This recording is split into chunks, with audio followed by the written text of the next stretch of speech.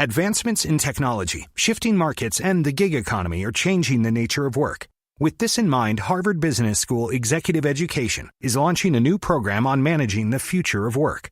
Based on the latest research into the forces reshaping workforce demographics, this program is designed to help employers remain competitive by thinking strategically about today's evolving business landscape. Learn more by clicking the banner or visiting hbs.me/future. That's hbs.me/future.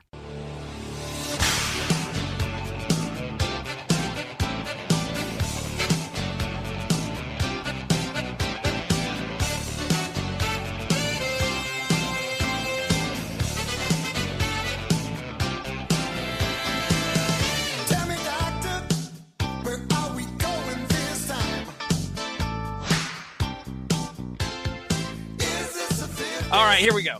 Are we ready? Come on, let's go, little darling. Ladies and gentlemen, welcome to Source Material. This is, I think we're closing in on episode 165. I don't know if this is 164 or 165. I know we're up there.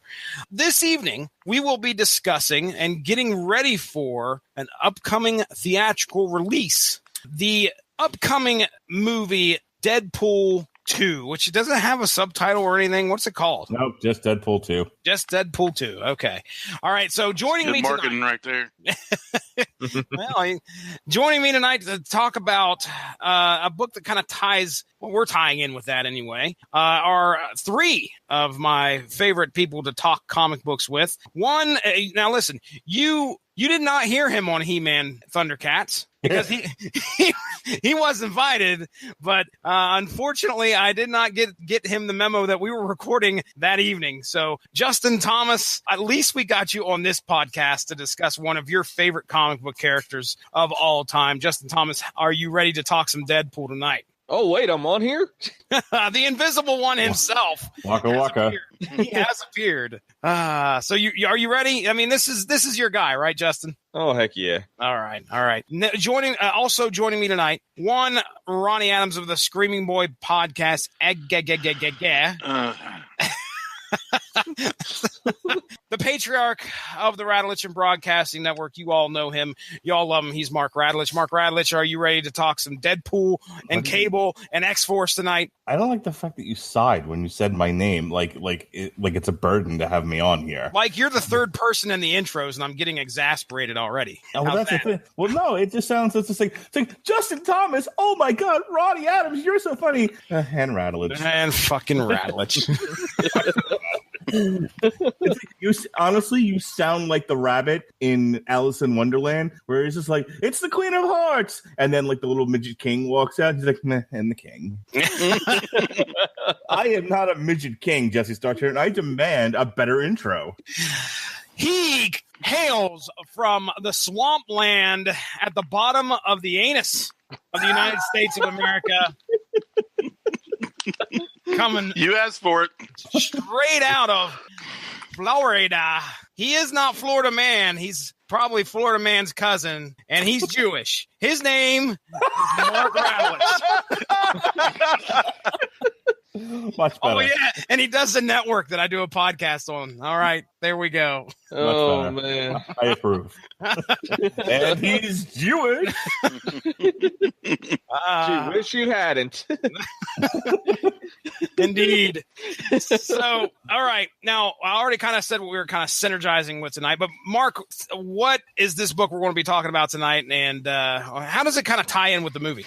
All right. So the name of the book is Deadpool versus X-Force by something Polish and Laraz. Good Lord. It's Jim something Polish. And writer Dwayne Polish, penciler Pepe Le Pew, and colorist Nolan Woodard. This is why when Dean Compton says, "Hey, I know this creator that did this book. Do you want me to share the podcast with him?" I'm like, "No, don't." No. Absolutely not.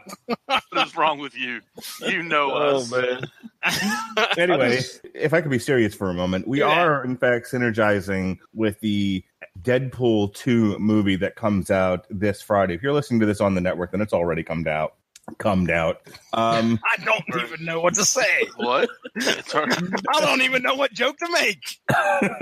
I speak the good English. It has already came out this past Friday, though if you're listening to this on YouTube, then it comes out this Friday. See, time travel. And speaking of time travel, that's the essence. That's the liquid, the inner liquid of this book. You see, Ronnie Adams. Why me? It's the throes of passion of the book. No. It's our titular hero, Deadpool, travels through time, and Cable assembles a team of misfit mutants that will come to be known as X-Force to go after him and stop him from carrying out his mercenary deeds. He's an anti-hero, by the way. Just throwing that out there. Yep, just want to throw out there. So in the timeline, this all happens before Cable and Deadpool officially meet in the New Mutants. Yes. Number 98. Came out in 2014. Published, according to, what am I at here? MarvelWikia.com, published September of 2014. So yeah, Deadpool versus X-Force. And so before we get into the book itself, I do kind of want to touch base with you guys on the characters. So Justin, we'll start with you since I know Deadpool's your man. And me and you, remember when me and you and Teasley did Deadpool versus Carnage, which was a lot of fun. Oh, yeah, that was hilarious. Definitely read that. Yeah. But tell us, again, regale us as to why you're a fan of Deadpool, the anti-hero. Basically, it's been ever since New Mutants 98. I mean, it's just the look, the parody of him being, like Wade Wilson, of course, the parody. Mm-hmm. And, of course, I'm a big Slade fan as well. So I just like the whole connection there. And then just his character in general, I don't know. I've just always been a big fan of mysterious masked figures, and him just throwing his one-liners, never shutting up. It's always entertaining just to watch him, and watch him on anything or read about him. I mean, just some of the stuff he comes up with. Originally, I believe, created by Rob Liefeld, and oh yeah, we've given Rob a lot of grief on here. I was just listening to a podcast today, and they had said that Liefeld, I don't know if he put this on Twitter, which most likely he did, stated that he had cried at Deadpool 2. He had actually tears. So I don't know if there was something that moved him that much in the movie, or most likely he's a little insane. I believe the context was that he enjoyed the movie and it brought him to tears of joy. Tears of joy. Yeah, Ronnie, you said you got to see this guy at a panel, right? Rob Liefeld? Yeah. What'd you think of this guy? He's a little nuts.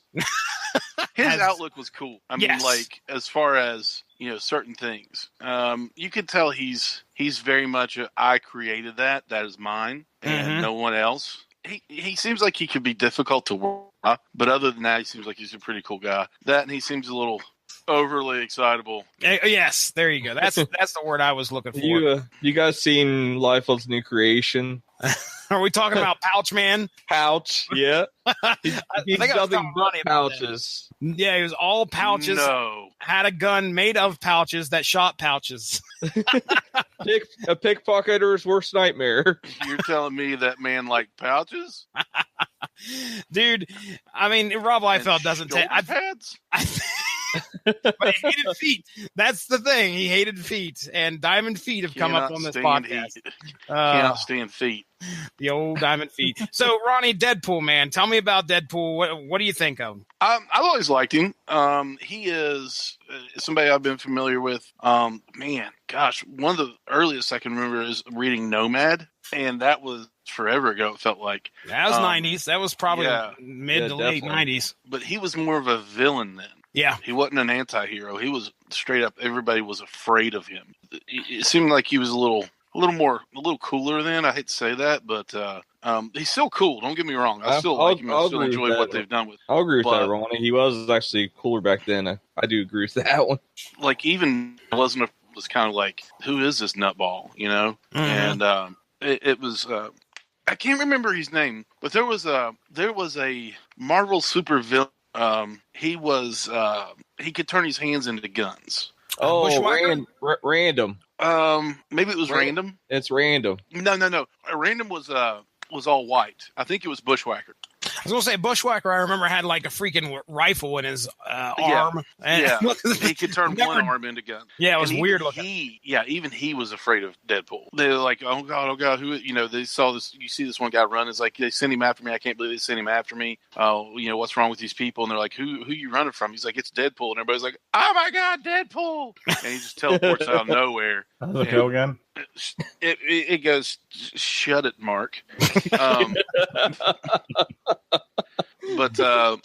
So that was one of my earliest that I can remember run-ins with Deadpool, and then over the years it turns in he's like legit insane. He can break the fourth wall. He's aware that he's in a comic book. I don't think so much anymore. I can't remember. He definitely was in this book. He definitely was in this book because he mentioned, I think, at the end that hey, I just read the first 20 pages of this comic. I'm like, jeez. And I read the whole series right up before Civil War, or not Civil War, but what was the Skrull Invasion? No, gosh, the one where the Doctor Doom had the power of Secret Wars. Secret Wars. The new Secret War. I read it up there, and it was actually how it ended was pretty kind of bleak, pretty kind of sad. Mm-hmm. But other than that, I'm just about familiar with Deadpool as anybody else, just being the Merc with the mouth, and cutting up and not really taking anything serious, and so yeah, I'll say, you guys know that Madcap was actually one of the voices in his head at one time? Oh, yeah. He absorbed Madcap or something like that. They both have healing abilities. They're similar, and they both got kind of disintegrated a little bit, and their ashes end up coming together. Yeah. Oh, wow. But it was... Yeah, that whole storyline was started. Yeah, he started the Mercs for Money instead of Heroes for Hire, and it had Stingray, Madcap, Slapstick. Because if it's anything, we need Slapstick to look cool. I can't remember, but it was a zombie that only spoke Spanish. Oh, no! It was a guy with a Deadpool mask that only spoke Spanish, and a zombie that he was on the team, and they all wore Deadpool costumes. Oh, nice! So no matter put up, it was always Deadpool. It was Deadpool. Yeah, and that's how he made his money, and he paid them however much, and it was fun to read, but it was also kind of like a little over the top at times. Okay, go figure for Deadpool, but yeah, it was still fun read. All right, Mark. Tell me about Deadpool. Have you ever read anything with Deadpool in it? What have you? When was your first memory of Deadpool?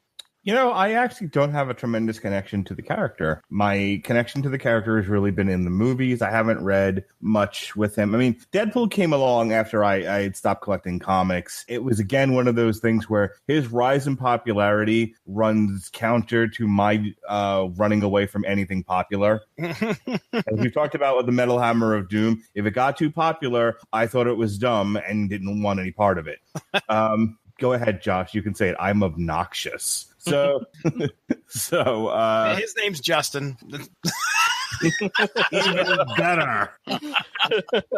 So the whole time that Deadpool really caught fire and was popular and was in every Marvel book, it was like Wolverine, Deadpool. I was like, I don't want to be bothered with any of this. And and the character breaking the fourth wall and all that. I'm like, I read comics to get out of my humdrum world and into a fantasy world. I don't want to be reminded. Like, I don't need this cheeky character, telling me that it's a comic book. I get it. I'm the one that bought it. I mean, when you saw him in, what was it? He made his first appearance in the first Wolverine movie, right?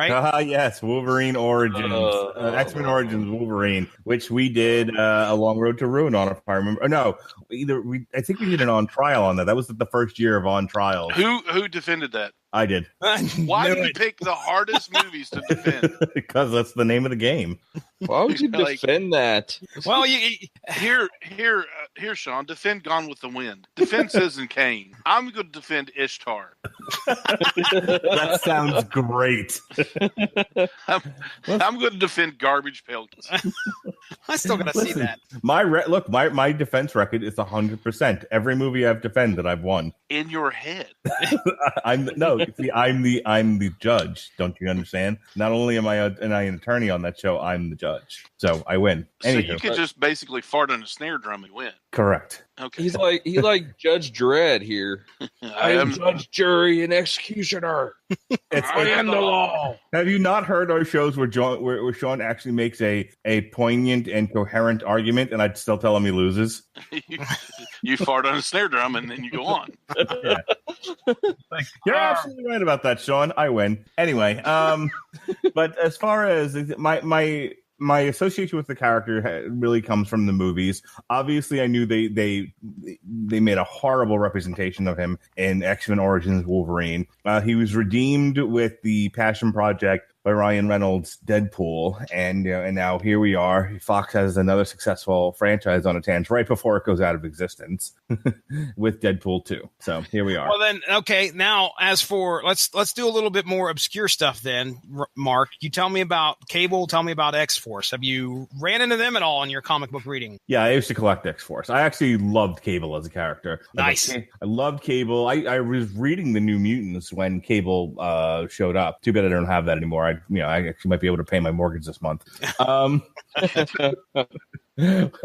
That's a joke, everyone. We're not that poor. Anything.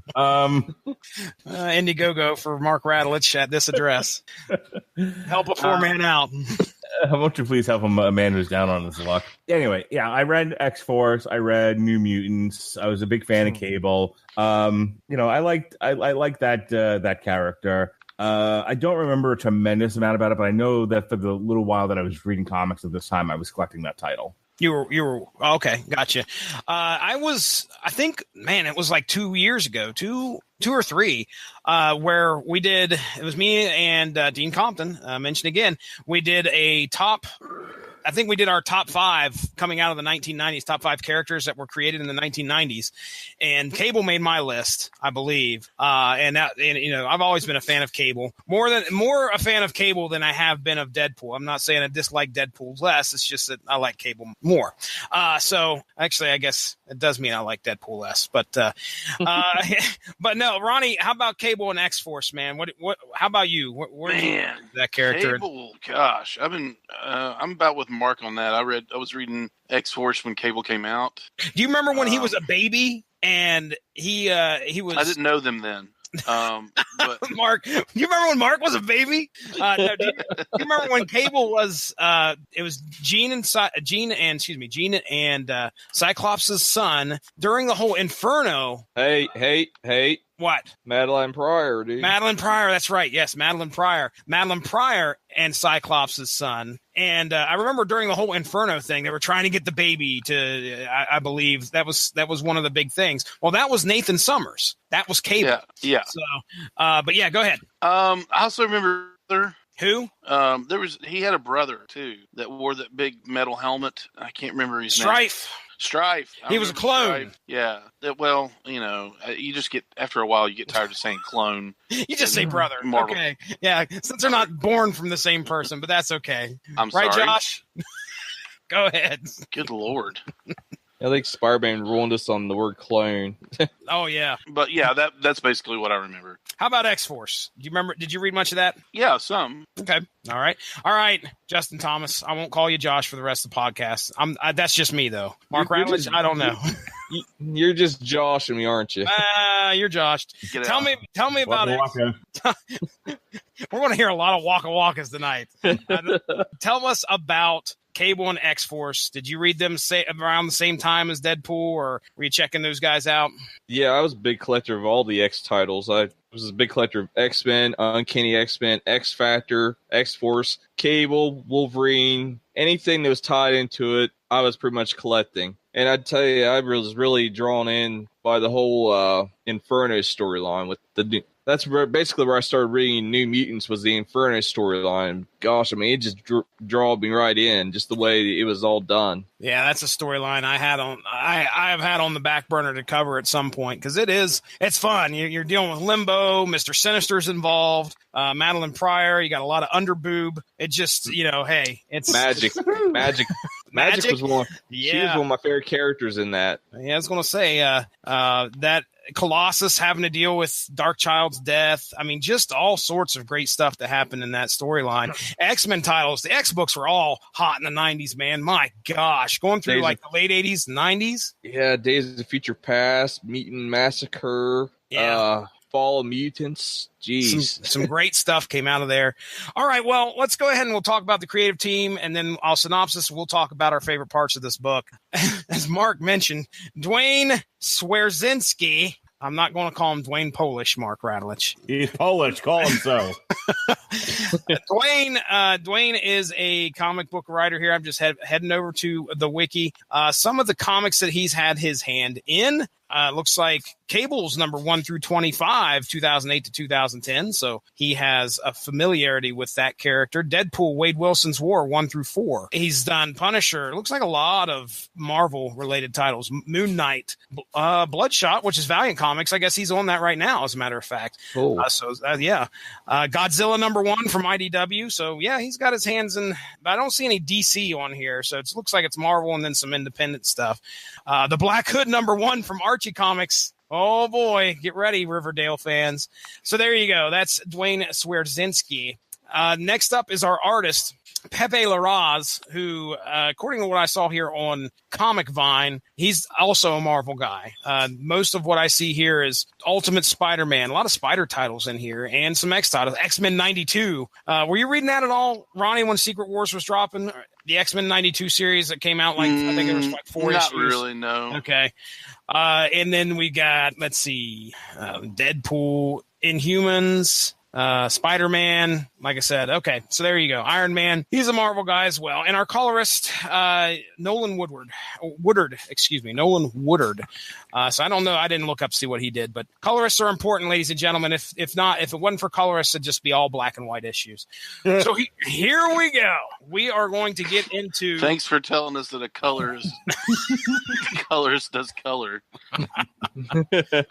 Yeah, I dispensed the important information here on the podcast.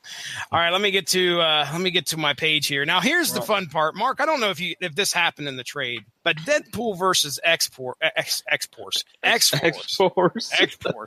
Deadpool versus X-Force. At the end of each issue, there was a recap page. Yeah. Okay? Oh, jeez. That's in the trade. That's absolutely great? in the trade. Because that is so great. Instead of doing a recap page at the beginning of every issue, like most Marvel comics would, or most any comic would, at the end of each issue, they would summarize what happened in a recap page on like the final page. So that's kind of what I'm going to be reading from today. I'm going to combine a few things from issue 1, issue 2, and issue 3, and a little bit of my own flair in here. So bear with me if I jump back and forth, but I'm going to try and keep it as true to what's in the book as possible here. So here we go. Sensing a disturbance in the time stream, time-traveling mutant soldier Cable discovered that billionaire Francis Talbot had hired a mercenary to go back in time to save his grandson from dying in Operation Desert Storm. I'm going to just stop right here because here's the thing. Until issue 4, which we will talk about here in a second, I swear to goodness Francis Talbot was a name I'd heard before. All right? Guess what? I am completely wrong. Well, we'll get to that in just a second. Trying to save Francis Talbot's grandson from dying in Operation Desert Storm. Instead, the mercenary, a madman named Deadpool, a.k.a. Wade Wilson, has gone back to the Revolutionary War and begun changing American history. Cable gathered a team of Warpath, Boom Boom, Domino, and Cannonball to go back and stop him. No sooner had they engaged him when Deadpool leapt into the time stream again. Boom Boom and Cannonball stayed in 1777 to try to fix the mess he'd made, while Cable and the others followed Deadpool into a trap he'd set for them during the Battle of Gettysburg in the Civil War. It's a trap. It was a trap, as a matter of fact. Like I said, leaving Cannonball and Boom Boom in 1777, tasked with minimizing the damage that Deadpool created during the Revolutionary War. Cable took Warpath and Domino after the Mad Mercenary, only to discover his tampering had already begun to work. The Union soldiers were using anachronistically advanced weaponry. So remember, they jumped forward to the Gettysburg Address. Or not the Gettysburg Address, but the Battle of Gettysburg. Not the Gettysburg Address. That reminded me so much of Wild Wild West. I've never seen that movie, believe it or not. I mean, you're lucky. Explain what you mean. It's god awful. Well, no, not you. I had a feeling. I had a feeling that was the case. What do you mean? I could defend it. Go for it, Mark. Go for it. No. You're talking about defending the movie, not your choice. You don't understand, Josh. That's Josh. Let's get this straight, Josh.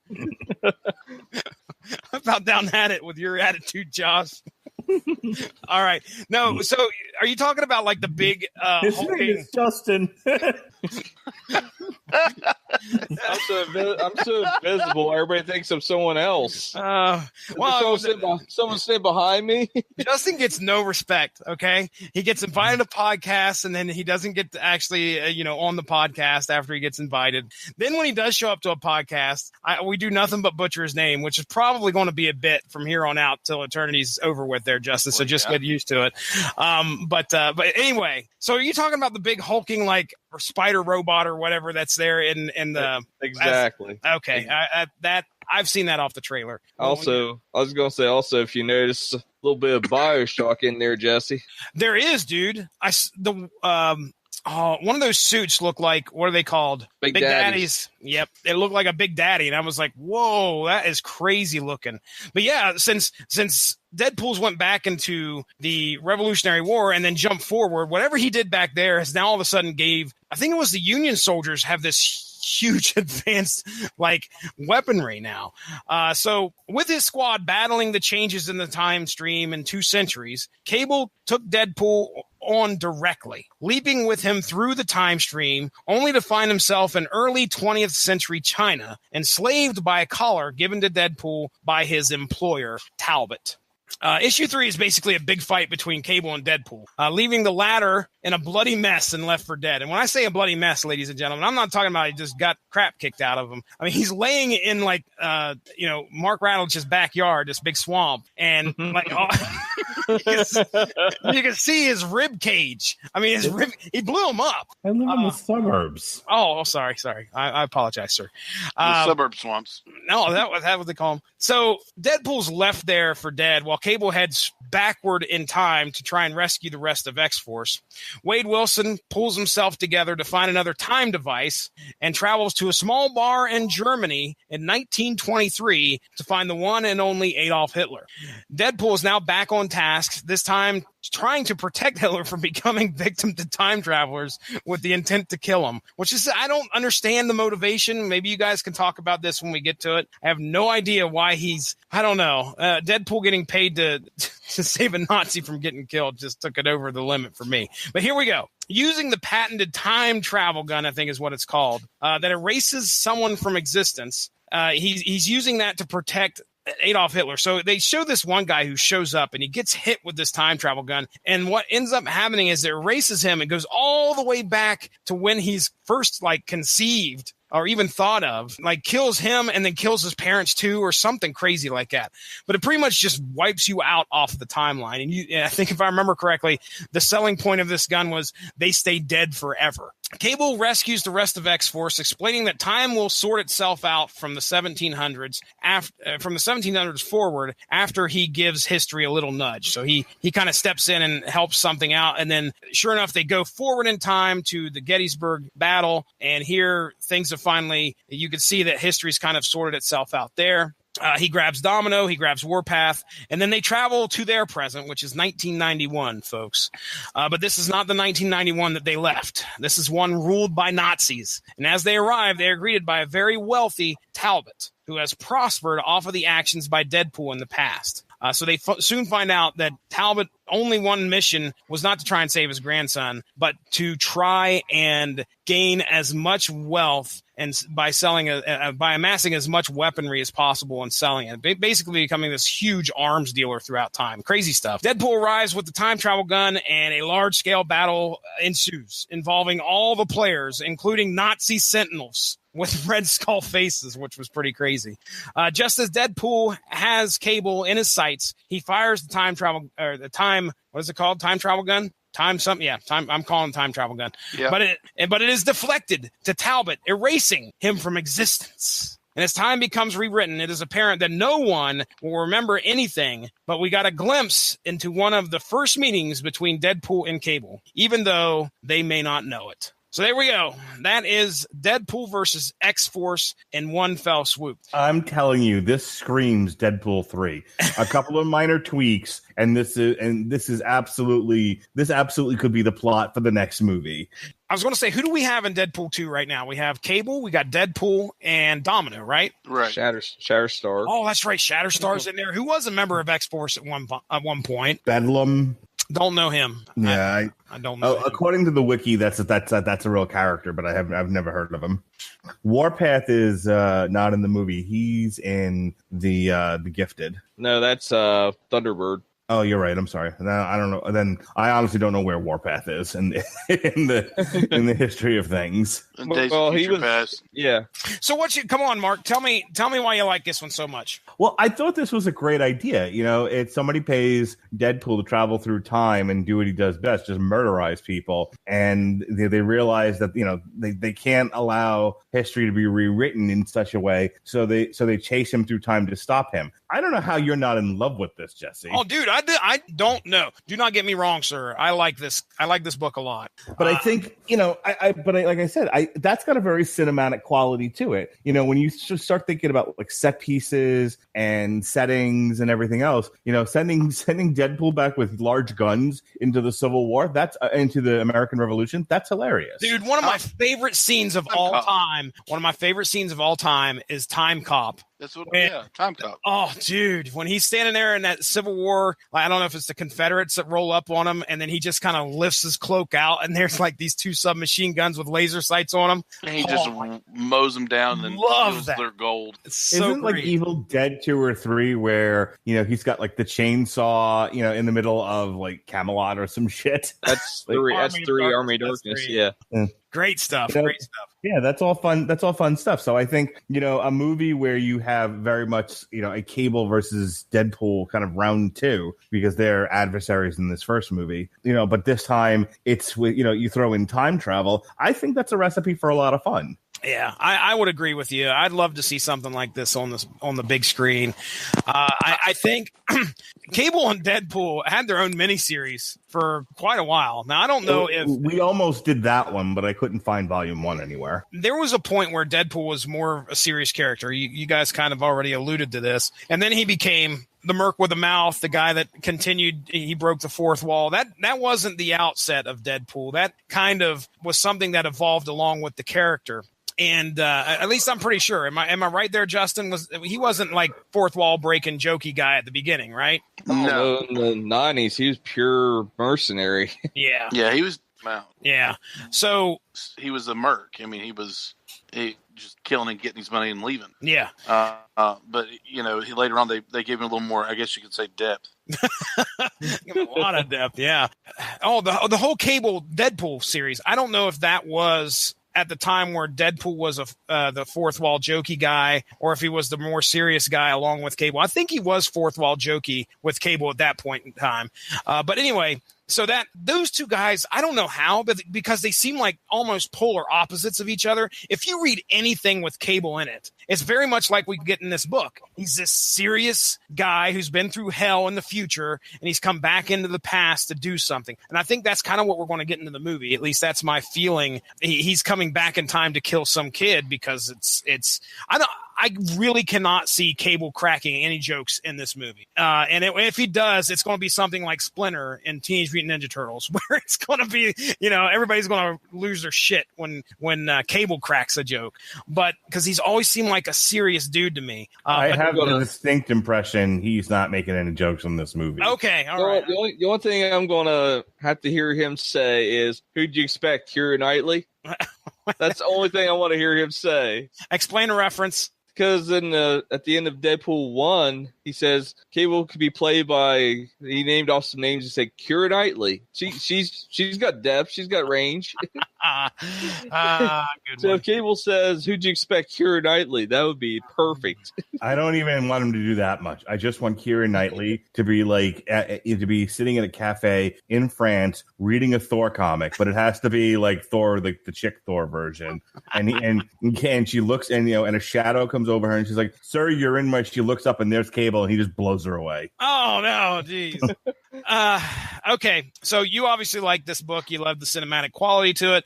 Do you have any criticisms in regards to it? Any detriments? No, I honestly, this one was really straightforward. I like the fact they broke up X-Force and had, some pairings up over, different periods of time. They left 2 in the Civil War. They left 2 in the Revolution. Cable and Deadpool got to have their own little fight. Honestly, this is one of those ones where I actually could have stood for a few more issues. Really? Now, why do you like this one better than we mentioned Tarzan, Planet of the Apes? Because this was straightforward and simple, and Tarzan and the Planet of the Apes was a mixed up mix of nonsense.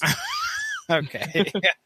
This didn't feel too convoluted, but I could tell you it took me, honestly, to go back through the recap pages and completely understand, okay, he's leaving them here. At first, I thought he was going backwards in time. And, of course, it doesn't occur to me to look and see what the numbers are that they put on each page, 1777, 18 whatever, 1900. So I should have probably picked up on that a little bit easier. Maybe it was just me not paying enough attention. This wasn't a book that really had to bend your mind. It was them going back through time, and there was fights. So that was a lot of fun. Now, as for a detriment on my end, this is a throwaway story, but that can go both ways. This is, you can say, well, it really, and I think it was addressed in one of those letters pages. They're like, well, what? So you're telling me that this story didn't mean anything? And they're like, no, just wait a second. Just because, nothing ever really affected the Marvel universe or the Marvel continuity doesn't mean it didn't hold any weight to it. So yeah, it may have been thrown a throwaway story, but still, it was a story nonetheless that, hey, you never knew about. And when I find out that Talbot didn't actually exist in the continuity, and I just like, oh yeah, I recognize that guy, I felt like a dumbass. Yeah. And when it comes to favorite parts, my favorite parts, I've already said, recap pages at the end. That's hilarious.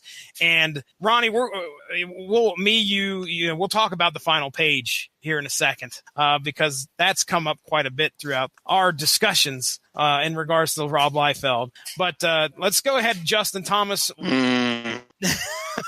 Justin Thomas, Josh, just tell me one thing. Why did you like this story, and did you have any criticisms of it? I have no criticism whatsoever. I just was immediately thinking that you came up with the idea of this being it was time travel. But anyway, I proved wrong. So anyways, I just like the whole 90s feel to this book. I mean, big guns, pouches, the original X-Force crew, minus Shatterstar and Pharaoh, of course. And then you have just the whole look. Deadpool's original outfit, my favorite outfit, by the way. I mean, and that, I gotta say, that ending, love the ending, because New Mutants 98. Yeah. Yep. Yeah. I had to throw that in there, because that's definitely. Did Deadpool feel like Deadpool to you?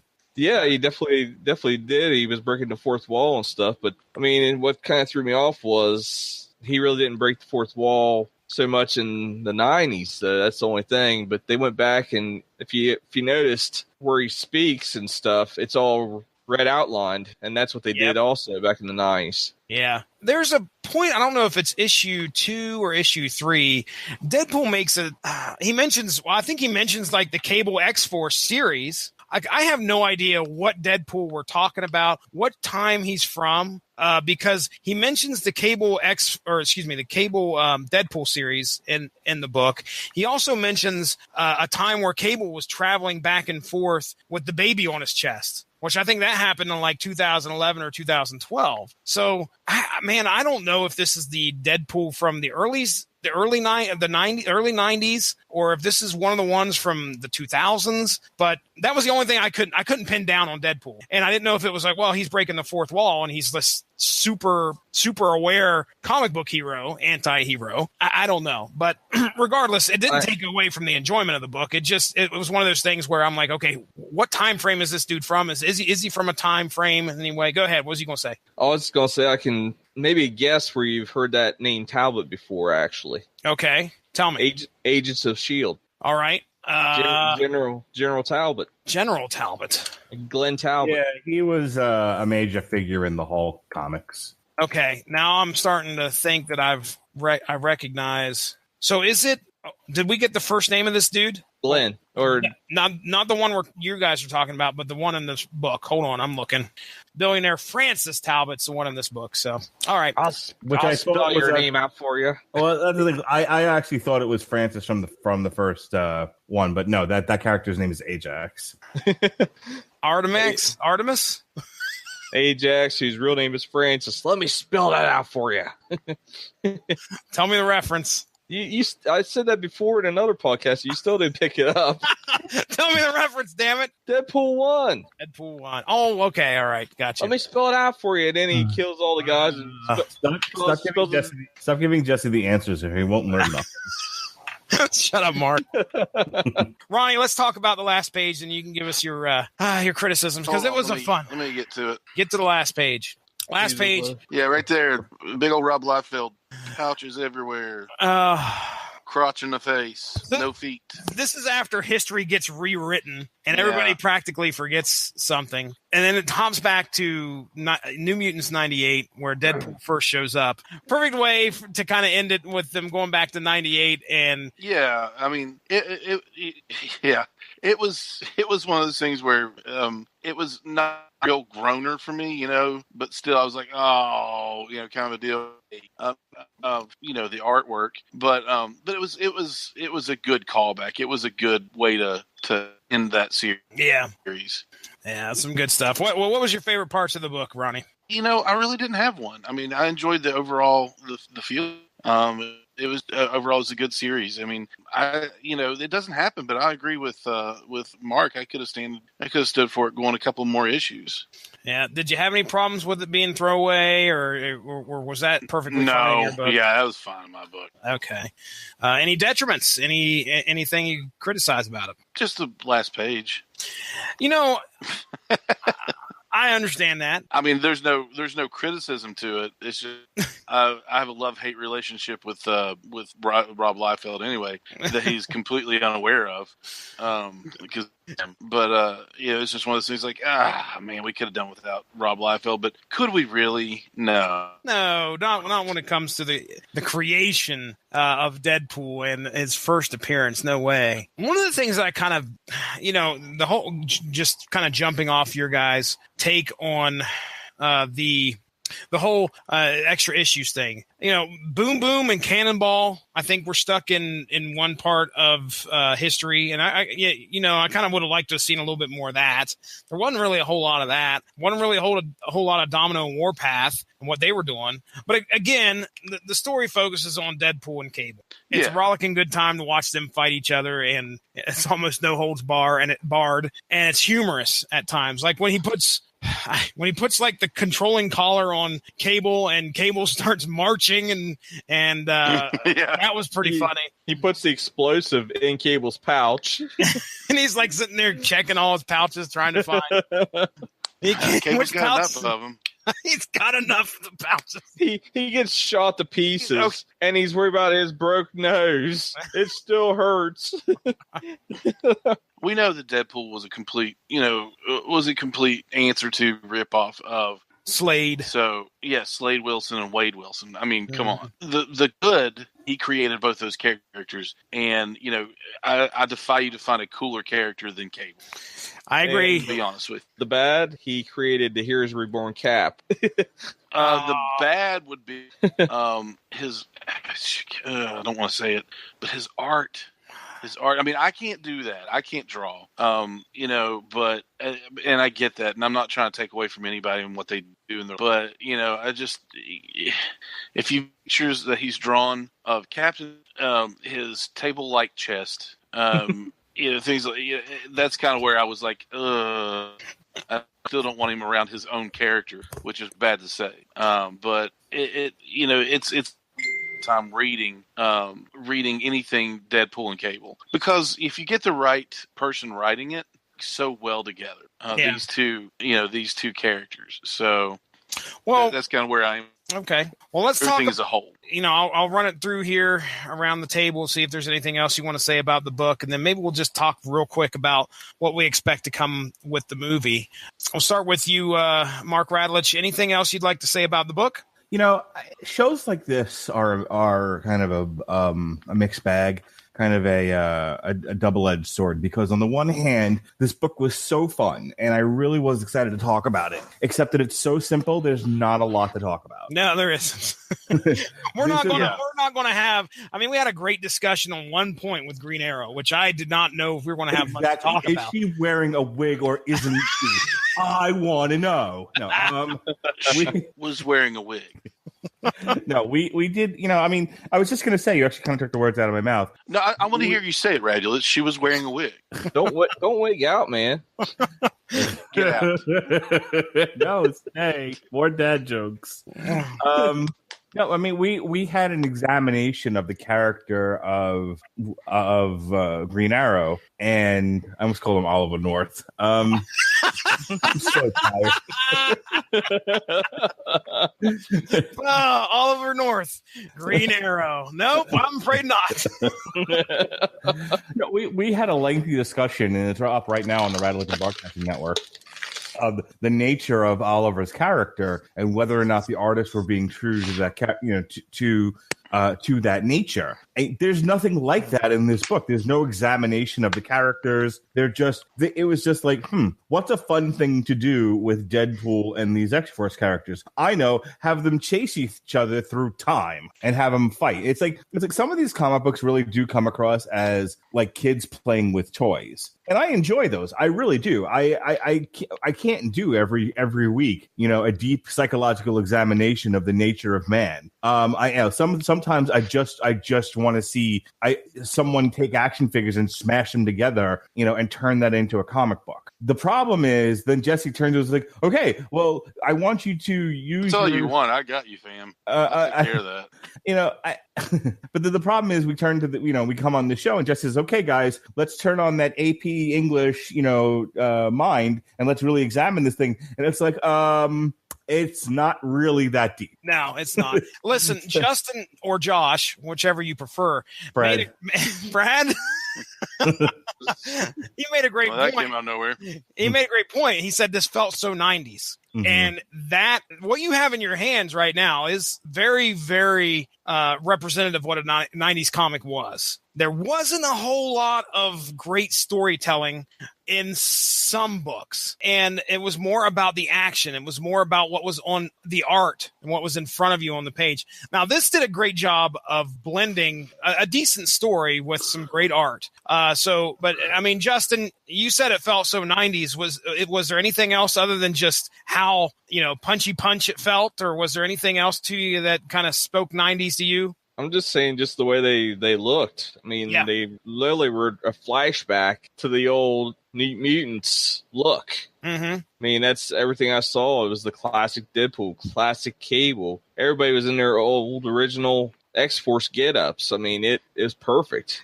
They were in their shoulder pads and their... Like I said, the only thing that was missing was Feral and Shatterstar. Yeah. So, Mark, you're right. This isn't something we could delve deep into the character. It doesn't really speak a whole lot about what happened. It's just a fun, again, throwaway story that was out there. So, how about you, Ronnie Adams? Anything else you'd like to say about the book? Ronnie Adams of the Screaming Boy Dropcast. Oh my God! What is happening? There. Now I can hear you. Okay, we couldn't hear you for a second. I'm good. I had fun. It was a good read. Okay. Justin Thomas, Deadpool's your boy. Anything else? Any parting words about the book? Did you say Scream Boy Dropcast? That's the problem, is that Screaming Boy has a difficult time dropping it. Somebody get him the burn cream. Somebody get me a ball bat. Justin Thomas.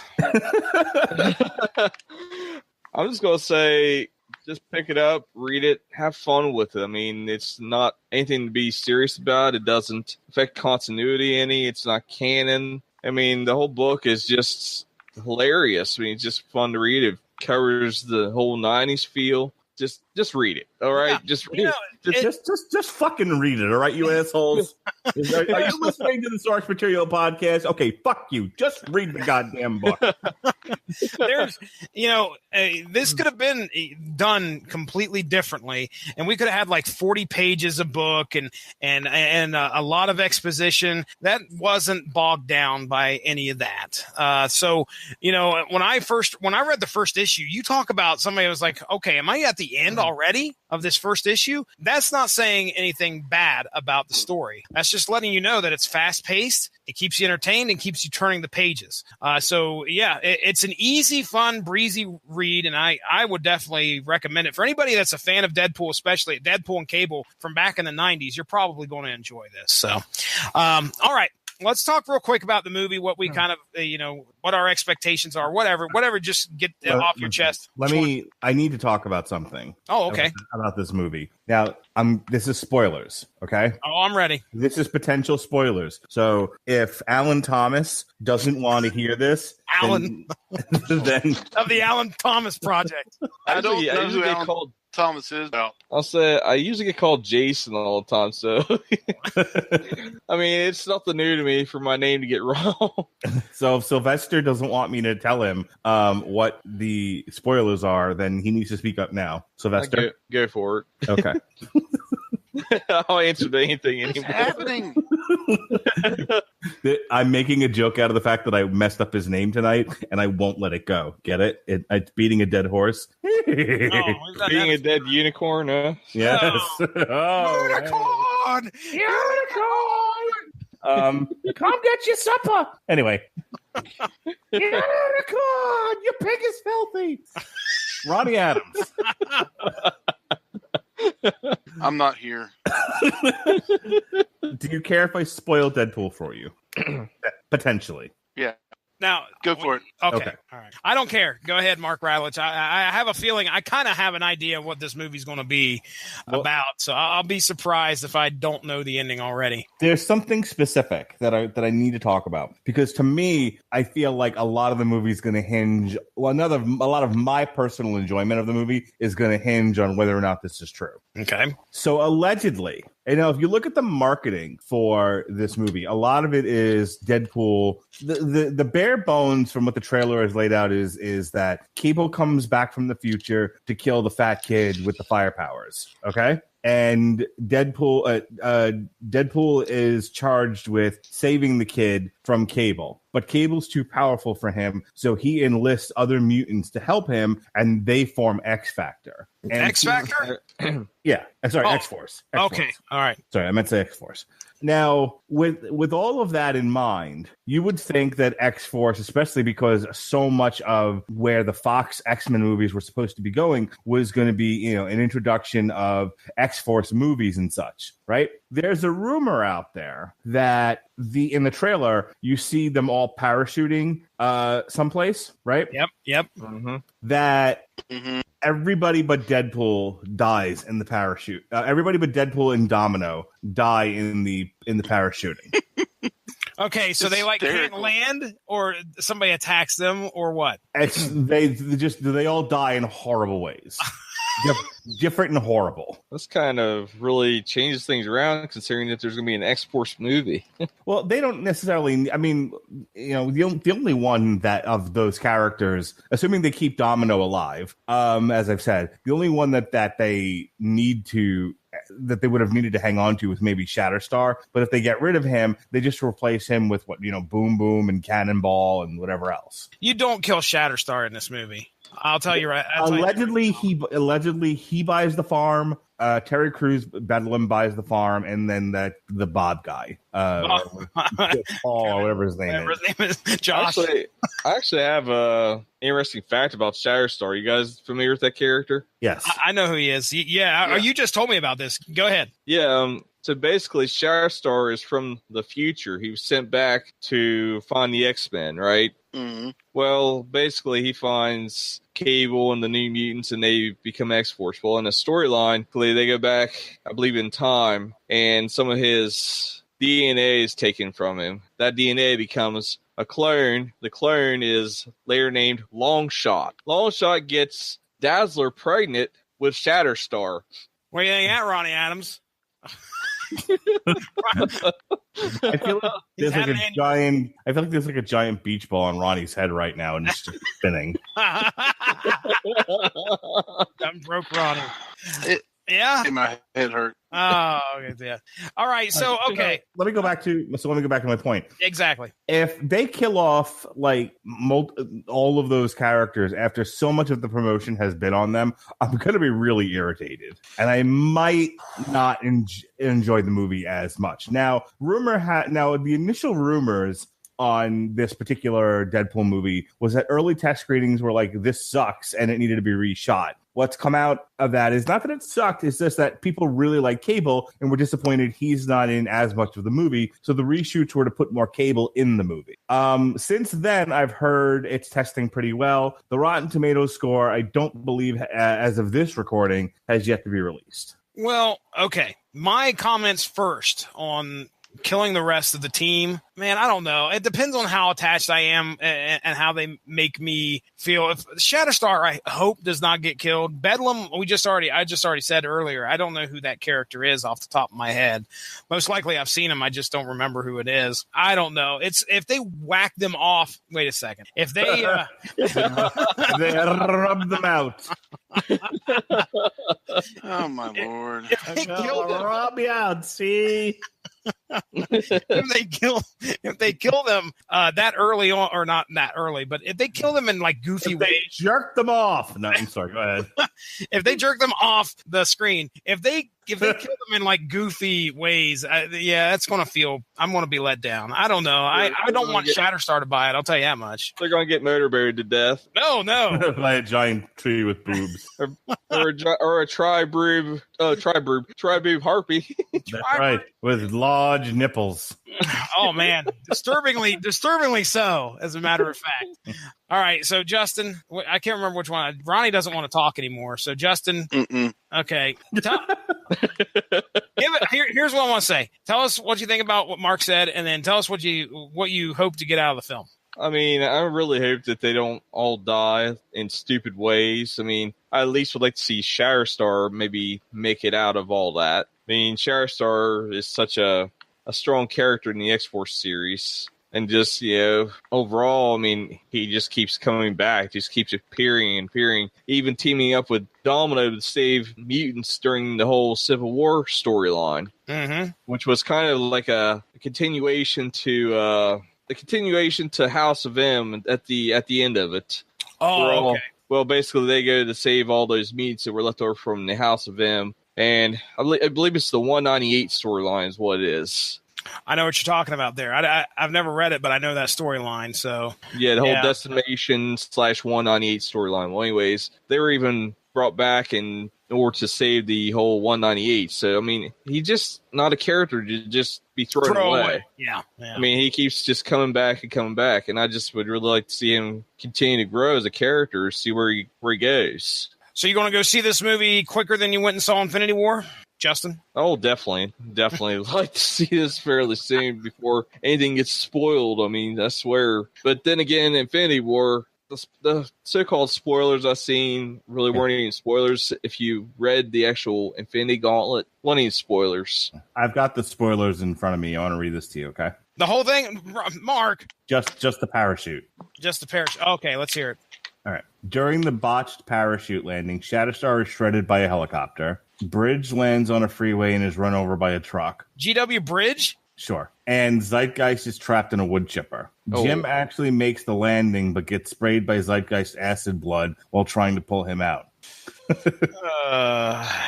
If that's all true, I'm going to be very disappointed. I guess it all depends on how they, lead up to it. But I don't know if I'll find that funny. I mean, I don't know. But I kind of wish I'd let it of hearing it. The guy with no powers except for type 1 and 2 diabetes. Yeah. Which one is that? That's Bob, isn't it? Or something. What's his name? Bob. I can't remember. Something simple. Hydra Bob. He would be, well, yeah. He would have been the only one that I would have really, and then dying on the parachute in. That would have been hysterical to me. But seeing the others, Shatterstar. We've been waiting for Shatterstar to be in a movie and to hear him killed right off. Yeah. Well, okay. Well, I'll tell you right now, I'm kind of excited to see this movie.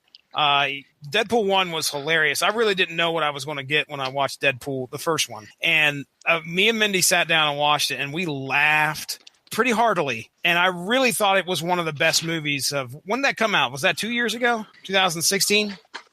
Yeah, I think so. 2016. So it was either 2015, 2016. Either way, I really enjoyed it. I thought it was funny. Enjoyed the character, and freaking Ryan Reynolds is damn gold as Deadpool. We all knew that from X-Men Origins Wolverine. When we saw him portray Deadpool in that movie, which I don't know if he was even Deadpool at the time. He was just Wade Wilson, but you could tell he was the Merc with the mouth. Before sword hands. Yeah. Oh, jeez. But Baraka. That optic blast. Oh, yeah. I'm excited to see what they're going to do with 2. I hope. I hope Cable. Man, I just cannot wait to see Cable on screen. That is going to be fun. I hope they do. You couldn't have picked a better actor to do it. Oh, no shit, man. No doubt about it.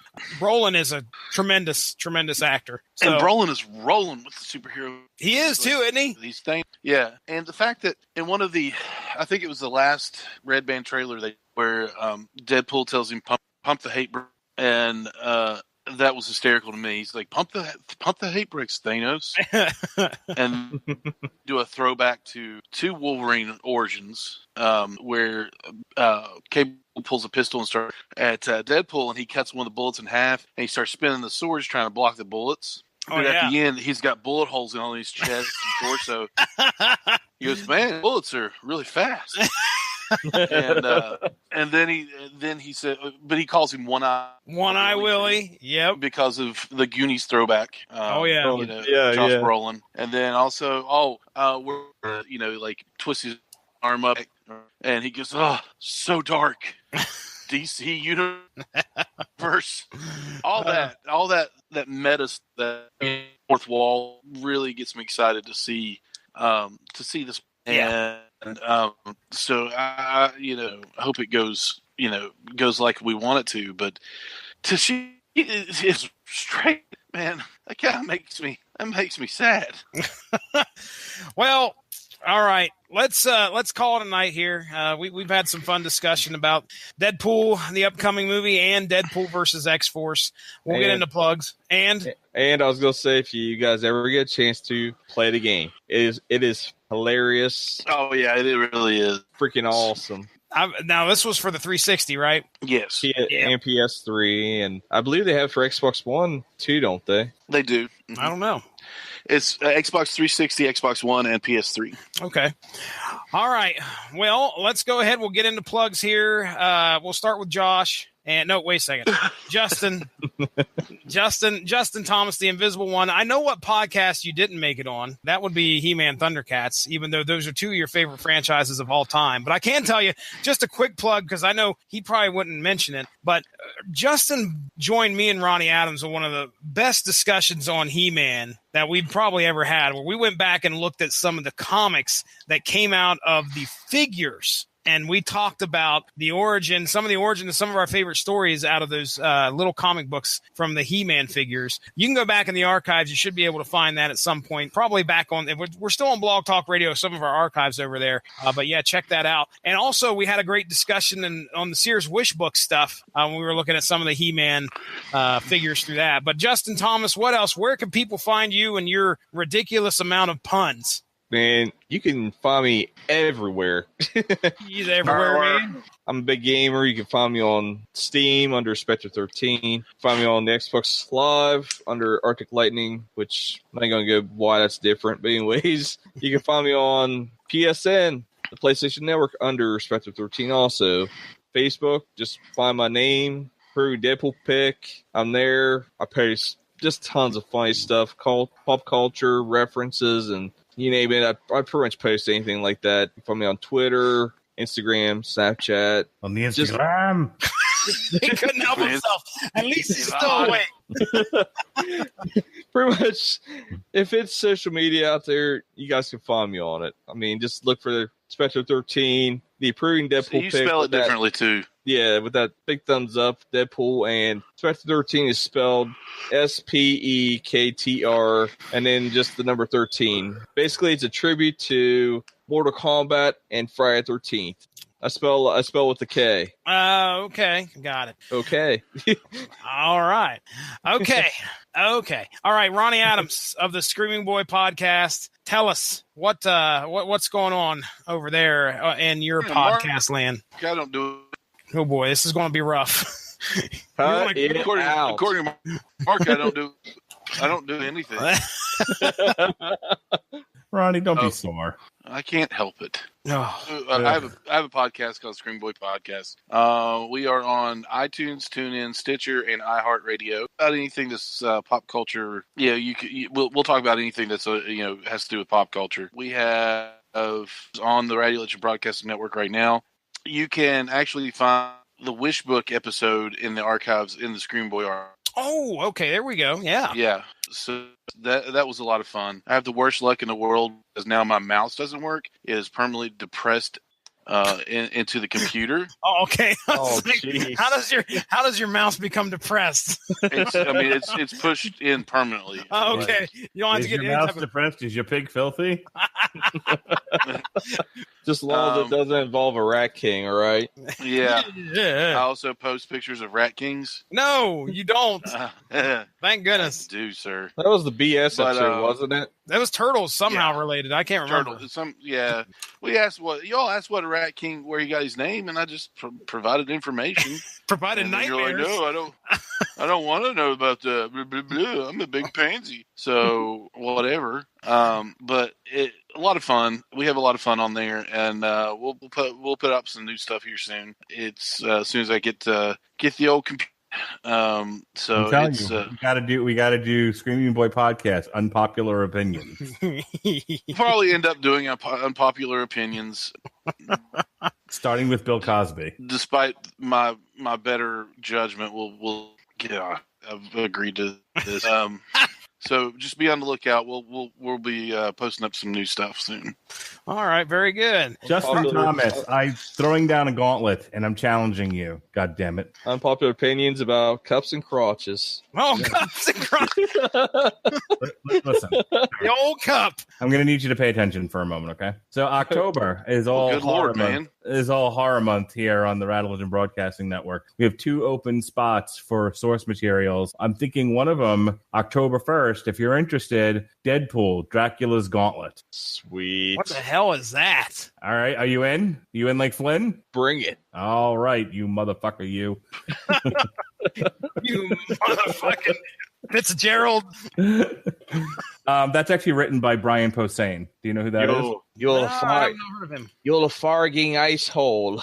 Brian Posehn is a comedian, a very tall comedian. He plays a part in the Big Bang Theory as a geologist. He's also known for his taste in metal. He does like a metal show. Oh, yeah, I remember that guy now. If you're listening to this on YouTube, our next Raw YouTube audio show for the Source Material podcast will be the Han Solo Star Wars series. That same week, we'll be reviewing Deadpool 2 on Damn You Hollywood. And then, oh shit, we're going to be down with the clown on the Five Finger Death Punch. On the Metal Hammer of Doom, we'll be reviewing Five Finger Death Punch, Justice for None. How about that shit? Oh. Meanwhile, if you're listening to this on YouTube right now, tomorrow, Ronnie Adams will hopefully have a better internet connection, and Sean Comer will be on, and we're going to discuss Green Arrow Season 6. Ronnie, is there something I can do to cheer your mouse up? I mean, maybe tell a couple jokes. Hey, your mouse is depressed. You get your cheery mouse right here. No, I don't want any of that at all. Please. And speaking of Ronnie Adams, we're going to be reviewing his favorite band on the Metal Hammer of Doom, Dimmu Borgir. I can't even pronounce it. This bit is old. No. And deserves to die. We don't have a soundboard, so I have to make horse noises. So yeah, we'll be reviewing the new Dimmu Borgir this Wednesday, and then we close out the month of May with recording our Cloak and Dagger show, and then we'll be reviewing Solo, a Star Wars story, and then finally on the Metal Hammer of Doom, Galactic Empire 2. We'll be reviewing it on the Metal Hammer of. So that's what I got right. That's what I have to say right now before I start scheduling more shows. Oh my goodness! Whoa. Ladies and gentlemen, go give the Rattlich in Broadcasting Network Facebook page a like to stay up on top of all of our great content that we have to offer. We're right here, motherfuckers. What? Sure. All I'm trying to do is get through a plug. That's all. Listen, we have all sorts of great stuff. We have wrestling. We've got comics. We've got TV discussions. We also have movie discussions. I mean, there's great stuff on the Facebook page that we share. Like I said, we're right here at home on Spreaker. You can find us on just about any platform out there, such as Overwatch, which is a game. Overcast. We're on Overcast. We are on iHeartRadio. We're on iTunes, TuneIn Radio, Stitcher Radio. So you're going to be able to find us pretty easily. Just type in RADULICH and you can check that out. Also, the Source Material YouTube page, if you guys want to just type in hashtag Source Material, all one word, you'll probably easily be able to find that. And there is a lot of extra content on there. Most recently, one of my favorite ones I think I've done so far is Mark and Pat talking over the Brawl for All, where Bart Gunn versus Godfather. And they do a commentary. We slapped it to the video, and I'll tell you what. Mark's reaction to when Godfather gets hit with that fucking right hand. Oh, it's classic. So yes, check that out. A lot of great stuff out there. We have Metal Hammer of Doom extras. We've got me and my son. My son's a big Fortnite player, so I kind of threw up a commentary track of him watching him do his victory royale as Thanos. Yes, so I tied that in the comics somehow. But yes, he becomes Thanos in Fortnite and is able to kill like 2 or 3 people, and he walks home with the victory. So that's on impressive. There. Oh, dude, it's about 12 and a half minutes long, so it's a lot of fun. And to watch my son react and give me a hard time, and then we made some Donald Trump quotes together. It was a lot of fun. And we also do some video game commentaries. We talked about the Simpsons playthrough. We talked about the playthrough for Marvel superheroes for the Wolverine side of things. We also have one out there. It hasn't showed up yet, but be ready, folks. Me, Robert Winfrey, Mark Rattlich, Ronnie Adams, we all got to talk the X-Men playthrough for the X-Men arcade game. That isn't up yet, but keep an eye out, folks. It's going to drop sometime soon. I sent you guys one for the Punisher. I thought would be fun. You did, and I just saw it. I apparently scrolled right past it, and I'd love to see that too, just to see what happens. So yeah, we have all sorts of fun things planned out here for the Rattlich Broadcasting, and we're just about finding time, kind of synergizing stuff. But it's all content all the time. So, ladies and gentlemen, for the wonderful Rodney Fitzgerald, who's joined us for the second time tonight. Justin Thomas. Justin Thomas, the invisible one himself, Justin Thomas. For Screaming Boy Podcast, Ronnie Adams. And for the patriarch himself, Mark Rattlich. I'm Jesse. Out of here. I'm Jesse Starcher. Thank you all for joining us. Have a good evening. Bye. Time travel, it's been getting me down. Good reference. All right. Good Lord, Mark Radcliffe. I'm a rapist. You need to stop hanging off the stairs. We've had this discussion. Just give him the stare down. I do not want to have to buy my child a Nintendo Switch. I don't even understand how this thing works. Just get an awesome gaming PC and switch it out. But yeah, I just want to say I don't feel like I should have to remember anyone's name. I'm too busy offering a lot of insight and entertainment to these podcasts. Yeah, sure. I think this is like legit my last show. Black Tom. I heard Black Tom's in it. Okay, but regardless, That's I don't. racist. I knew that was gonna happen. Ronnie, we figured out where the Ents went from the Lord of the Rings movies. We figured out where they are. I don't. The Ent women. I don't. This all needs to end right here. From the fucking in the bud. What is Jesse?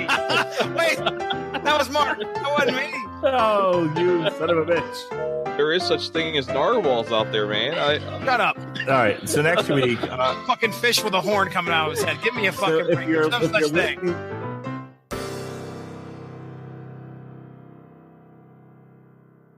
Required listening with Amazon Music. Dad music again? The greatest guitarist of all time. Wait, who?